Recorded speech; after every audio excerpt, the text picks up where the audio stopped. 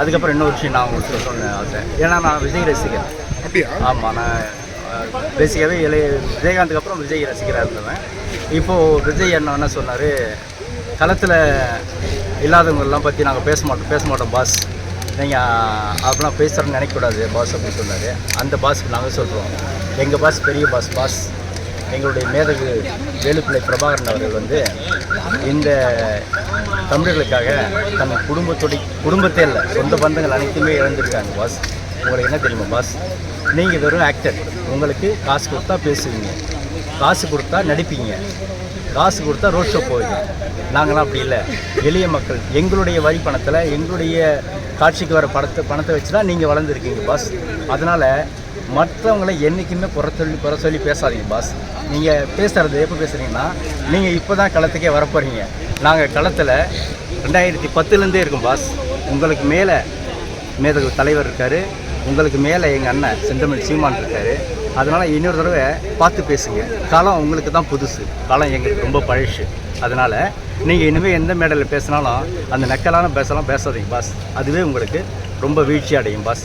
விழுப்புரத்தில் நாம் தமிழர் கட்சியோட வளர்ச்சியானது எப்படி இருக்குங்க? விழுப்புரத்தில் 2019 அப்புறம் நாம் தமிழர் கட்சியோடைய வளர்ச்சி வந்து பார்த்திங்கன்னா ஒரு சிறப்பான வளர்ச்சியில் இருக்குது. மக்கள் அனைவருக்கும் வந்து நாம் தமிழர் கட்சியுடைய கொள்கை கோட்பாடுகள் எடுத்து போயிட்டு நாங்கள் சேர்த்துருக்கிறோம். முன்னை விட இப்போது மக்களுக்கு இன்னும் தெளிவாக இருக்காங்க. நாம் தமிழ் கட்சி விவசாய சின்னம், சீமானா யாருன்னு தெரியாமலாம் இருந்த காலம்லாம் போய் இப்போது சீமான் அண்ணன் எல்லா பட்டி தொட்டியும் போய் சென்றதுக்கு இருக்காங்க. கிராம மக்கள்லாம் இன்னும் கேட்டிங்கன்னா இன்னும் விழிப்புணர்வாக வந்திருக்காங்க. அதனால் இந்த தடவை 2026 தேர்தலில் பார்த்திங்கன்னா வாக்கு எண்ணிக்கை இன்னும் கூடுதலாக கிடைக்கும். அண்ணனுக்கு ஒரு 2வது இடம் கிடைக்கிறது கூட வாய்ப்பு உண்டு. நீங்கள் எவ்வளோ வருஷமாக நாம் தமிழர் கட்சி? நான் ஒரு 10 வருஷமாக இருக்கேன். 10 வருஷமாக இருக்கேன். என்ன காரணம் நாம் தமிழர்? அது கூட நீங்கள் கட்சியில் இருந்தீங்க? நான் ஆரம்பத்தில் வந்து பார்த்திங்கன்னா டீம் காலில் இருக்கோம். அப்புறம் அண்ணனுடைய இதுக்கு வலைவலி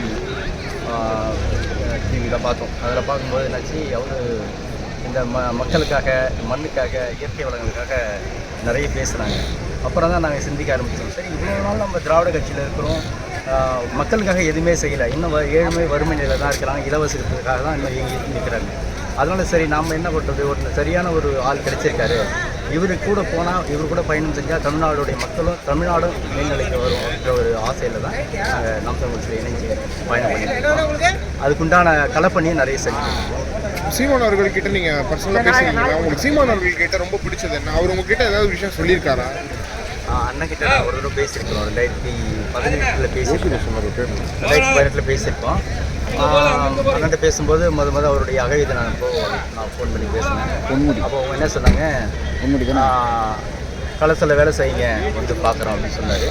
அதுக்கப்புறம் நாங்கள் களத்தை அடிக்கடி வேலை செய்யறதை பார்த்துட்டு நாங்கள் நிறைய அண்ணனை சந்தித்து பேசியிருக்கிறோம். அண்ணன்கிட்ட பிடிச்ச குணமே என்னென்னு கேட்டிங்கன்னா, நம்ம மேலே பேரன்பு வைப்பார். அது எப்படின்னு கேட்டிங்கன்னா, நம்மளால் பிரமிக்கிற அளவுக்கு இருக்கும். அந்த அளவுக்கு அவருடைய அணுகுமுறையும் நம்மக்கிட்ட ரொம்ப கேர் எடுத்து பேசுவாங்க. அது ரொம்ப பிடிக்கும். அதனால தான் விழுப்புரம் மாவட்டம் பொன்முடி தானே? ஆமாம். அந்த பொன்முடி எதிர்த்து அவ்வளோ பெரிய ஆளுமை தலைவர் எதிர்த்து ஒரு பெரிய ஒரு வெற்றி அடைய முடியும்னு நினைக்கிறீங்களா? செஞ்சி மஸ்தானும் அங்கே தான் இருக்காரு. செஞ்சி அவர் மஸ்தானும் அவங்க 2 பேருக்கும் நான் கிளாஸ் இருக்குன்ற மாதிரி கேள்வி. அதான் பொன்முடி மாதிரியான பெரிய தலைவர் எதிர்த்து எப்படி ஒரு சண்டை இருக்க போகுதுங்க நான் தோணுது. அதாவது பொன்முடி பார்த்தீங்கன்னா ஒரு ஒன்றை மாதிரி கிடையாது. இப்போ திருக்கோயிலூர் போயிட்டாங்க அவங்க. இப்போ விழுப்புரம் கட்டுப்பாடு கிடையாது. இப்போது அவர் நிறைய ஊழல்கள், நிறைய அவருடைய பிரச்சனைகள், நிறைய மிரட்டல்கள் வந்திருக்கா அவர்கிட்ட இருந்து? மிரட்டல் அதெல்லாம் கிடையாது, அந்த மாதிரிலாம் கிடையாது. நாங்கள் எங்களுடைய பாதையில் நாங்கள் சரியாக போயிட்டு இருக்கும்போது எங்ககிட்ட யாரும் வரதுக்கான வாய்ப்பு இல்லை. எளிய மக்களுக்கு என்ன ஏதாவது முடியல, ஏதாவது ஒரு அரசுக்கிட்ட ஏதாவது ஒரு வேலை கிடைக்கணும், போகணும், ஏதாவது ஒரு மனு கொடுக்கணும், அந்த பிரச்சனைகளை நாங்கள் நேரடியாக அணுகி தீர்த்து கொடுத்துருக்கோம்.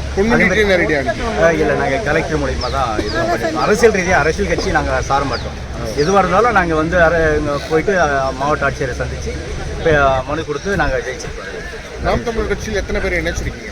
நாம் தமிழ் கட்சியில் கிட்டத்தட்ட எங்கள் ஊரில் 2019 பார்த்தீங்கன்னா, அப்போ ரொம்ப பெரிய விஷயம் கிடையாது. அப்போவே நாங்கள் எங்களுடைய ஊராட்சியில் பார்த்தீங்கன்னா, எங்களுடைய விழுப்புரம் மாவட்டத்தில் எங்கள் ஊராட்சியில் மட்டுமே 100 ஓட்டு வாங்கியிருக்கோம். 100 ஓட்டு வாங்கியிருக்கிறோம். அதுக்கப்புறம் இப்போது 2016 2024 200 ஓட்டுக்கிட்ட வந்துருக்கு. அதிகரிச்சுக்கிட்டே ஒரு ஓட்டு. அதேமாதிரி பார்த்திங்கன்னா இளைஞர்களும் வந்து புரிஞ்சு வராங்க. இளைஞர்களும் நிறைய போய் வலைவலி பார்க்கறதுனால நிறைய புரிஞ்சு வராங்க. நல்ல வளர்ச்சியில் இருக்குது.